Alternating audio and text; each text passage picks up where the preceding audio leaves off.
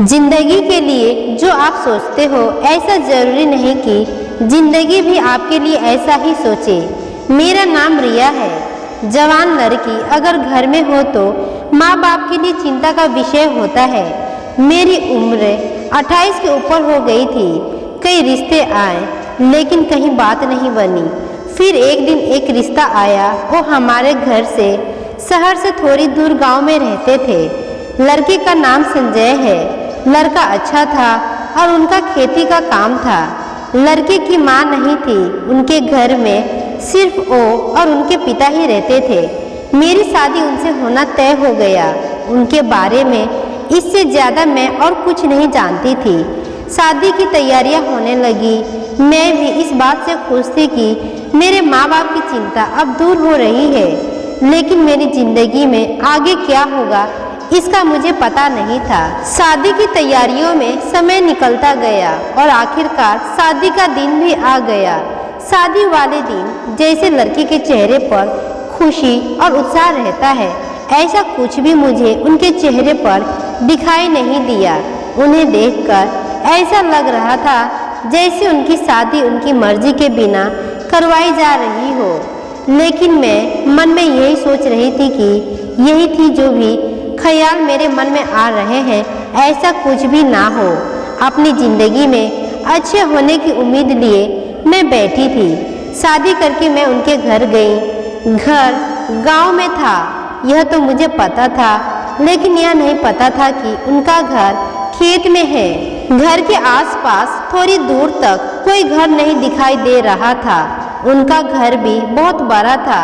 इतना बड़ा घर और सिर्फ हम 3 लोग। मुझे घर में जाते ही थोड़ी बेचैनी होने लगी, लेकिन फिर मैंने सोचा कि नई जगह है, ऐसा होना स्वाभाविक है। थोड़े दिनों में शायद मेरी आदत हो जाएगी। मेरी तरह शायद सभी लड़कियों को होता होगा। इन्हीं सब बातों में मेरा मन खोया रहा। लेकिन अभी सबसे बड़ा ख्याल यह था कि क्या मेरे पति मुझसे शादी करके खुश हैं या नहीं। अभी तक मैंने उनसे कोई बात नहीं की और मैं इसी इंतजार में थी कि उनसे बात हो। सुहागरात पर मैं अपने कमरे में थी, सेज पर बैठी उनका इंतजार कर रही थी। मन में कई तरह के ख्याल और सवाल थे। आगे क्या होगा इस बात से मैं अनजान थी। धीरे धीरे समय बीतता गया और इंतजार करते करते आधी रात हो गई, लेकिन अभी तक मेरे पति कमरे में नहीं आए थे। आधी रात के बाद मैंने सोचा कि शायद किसी काम में होंगे। शादी में बहुत काम होते हैं और सब उन्हें संभालना होता है। यह सोचकर मैं वहीं बिस्तर पर सो गई। सुबह मेरी नींद खुली और मैं तैयार होकर बाहर गई तो वो मुझे घर के बरामदे में सोए दिखाई दिए। शादी की पहली रात कोई अपनी पत्नी के कमरे में ना सोकर बाहर क्यों सोएगा। मेरे ससुर ने मुझे देखा और पूछा कि बेटा सब ठीक है। मैंने भी उन्हें कहा सब ठीक है। मेरे ससुर ने तब कहा कि बेटा मैं तुम्हें संजय के बारे में कुछ बताना चाहता हूँ। मेरा बेटा मन का बहुत अच्छा है, लेकिन इसे छोटी छोटी बातों पर गुस्सा आ जाता है।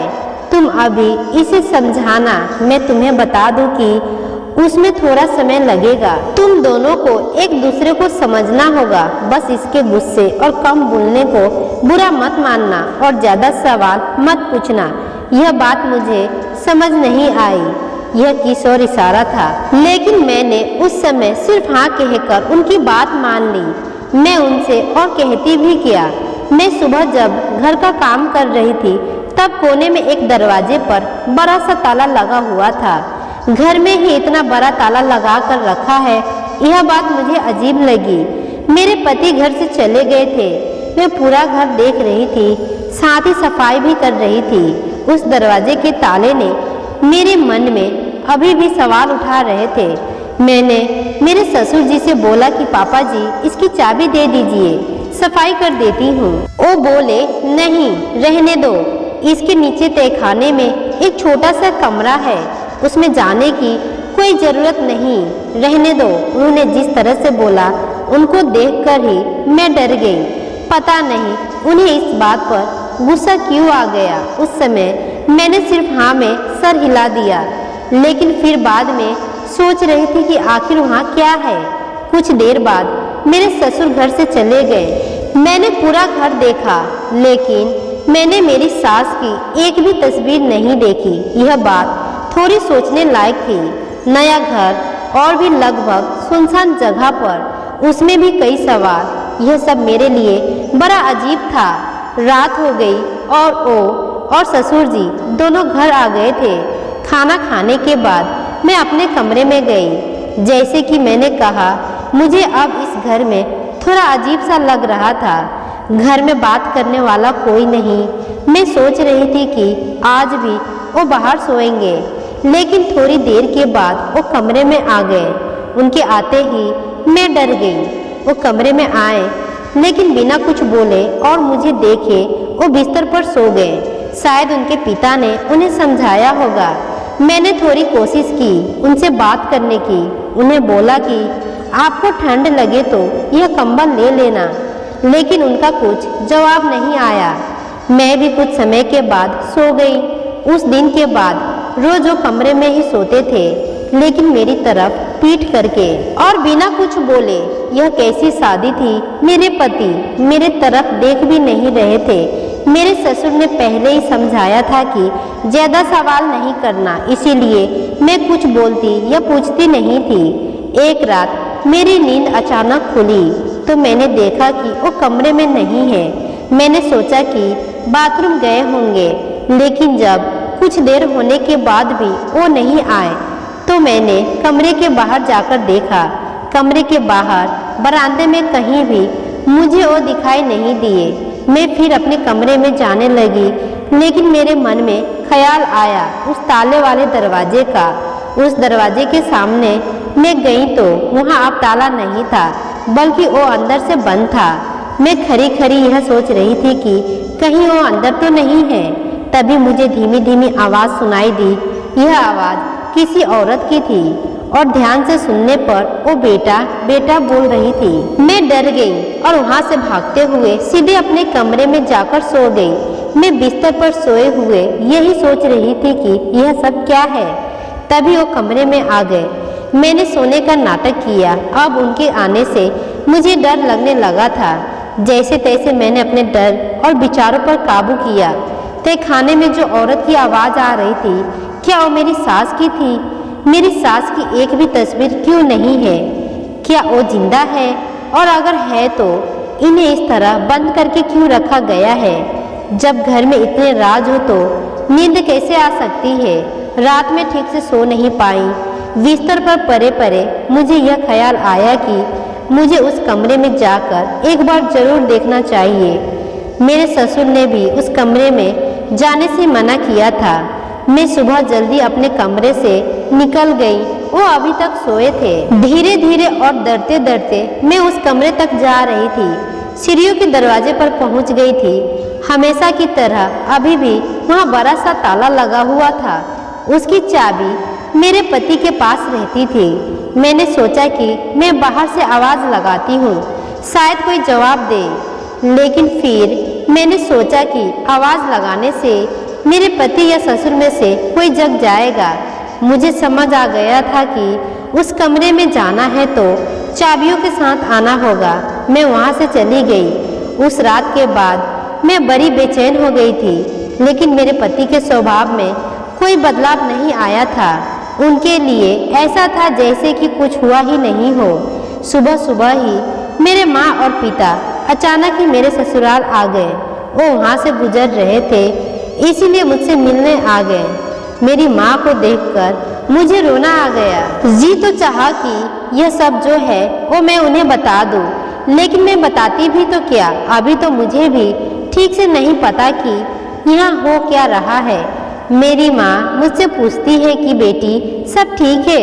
मैंने कहा ठीक है, लेकिन उन्हें मैं कैसे बताऊँ कि यहाँ कुछ भी ठीक नहीं है। ना मेरा पति मेरे साथ पति की तरह रहता है, ना ही इस घर में क्या हो रहा है उसका मुझे पता है।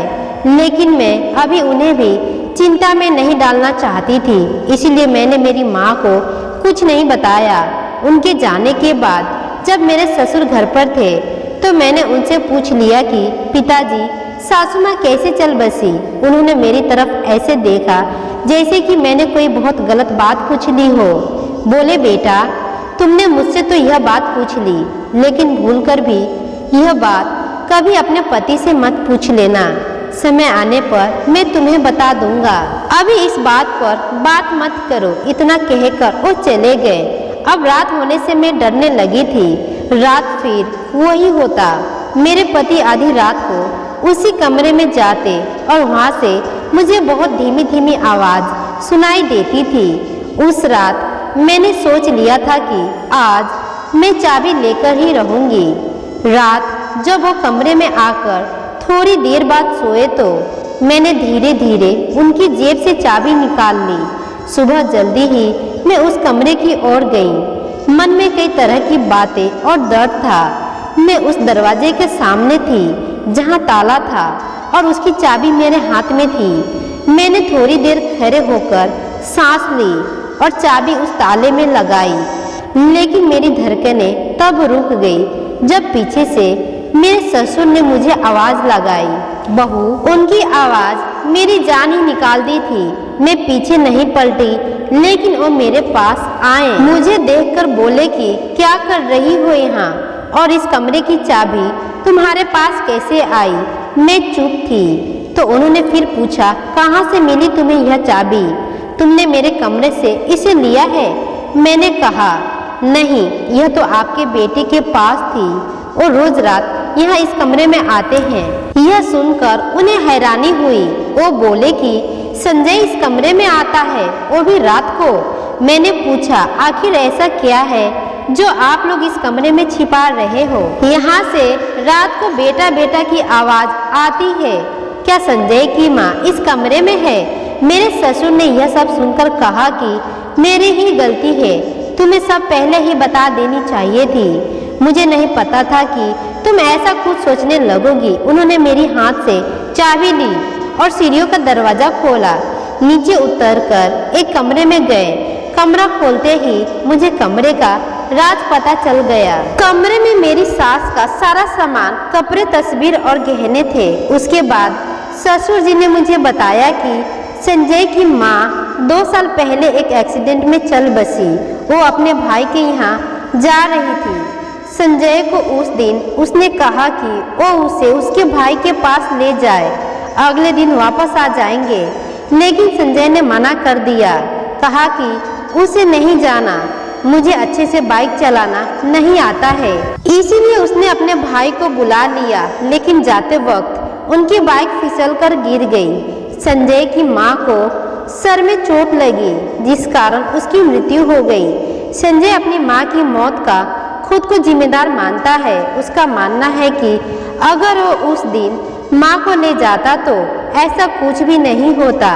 उस घटना के बाद वो कई दिनों तक बोला नहीं। बड़ी मुश्किल से मैंने उसे संभाला है। बात बात पर वो अपनी माँ को याद करके रोने लगता है, गुस्सा करने लगता है, खुद को कोसने लगता है। उसे उसकी माँ की याद ना आए, इसीलिए उसका सारा सामान मैंने यहाँ पर रख दिया। वो अपनी माँ से बहुत प्यार करता था। उसके फ़ोन में कई वीडियो है उसके माँ के साथ। शायद रात में आकर वो यही सब फिर देखने लगता है। मैंने सोचा कि उसकी ज़िंदगी में अगर प्यार आएगा तो शायद कुछ हद तक वो फिर से खुश हो सकेगा। इसीलिए मैंने उसकी शादी करवा दी। उसकी माँ उसे शादी के लिए कहती थी, लेकिन वो मना करता था। शादी के वक्त भी वो यही कह रहा था कि माँ नहीं है तो मैं शादी करके किससे खुश करूँ। इसीलिए मैंने तुम्हें कहा था उसे गलत मत समझो, उसे प्यार की ज़रूरत है। उसे यह विश्वास दिलाना है कि जो हो गया अब उसे बदला नहीं जा सकता है, ना ही उसमें उसकी कोई गलती है। कुछ समय पहले जिस पति से मैं डर रही थी, अब उसके लिए मेरे दिल में प्यार और सहानुभूति जाग गई। जो अपनी माँ से इतना प्यार करता है वो कैसे बुरा हो सकता है। मैंने उसी समय अपने ससुर से कहा कि अब आप बिल्कुल भी चिंता मत करें, मैं उन्हें संभाल लूँगी। सुबह जब वो घर से बाहर जाने लगे तब मैंने उन्हें कहा कि आप बहुत अच्छे हैं। उनका कोई जवाब नहीं आया, लेकिन एक हल्की सी मुस्कान जरूर आई। माँ की जगह तो कोई नहीं ले सकता है, लेकिन फिर भी मैं कोशिश करूंगी कि वो अपने आप को दोषी समझना बंद कर दे। धीरे धीरे मुझे उनकी मुस्कान वापस लानी है और मुझे पता है मैं ऐसा कर सकती हूँ। आपको यह कहानी कैसी लगी कमेंट कर हमें जरूर बताएं। इसी तरह की अच्छी कहानियाँ आप यहाँ पढ़ सकते हैं, तो बने रहिए हमारे साथ और हमें अपना प्यार और सपोर्ट दीजिए। आशा करती हूँ यह छोटी सी कहानी से आपको कुछ सीखने को मिला होगा। ऐसे ही वीडियो देखने के लिए चैनल को लाइक, सब्सक्राइब व शेयर करना ना भूलें। धन्यवाद। राधे राधे। जय माता दी।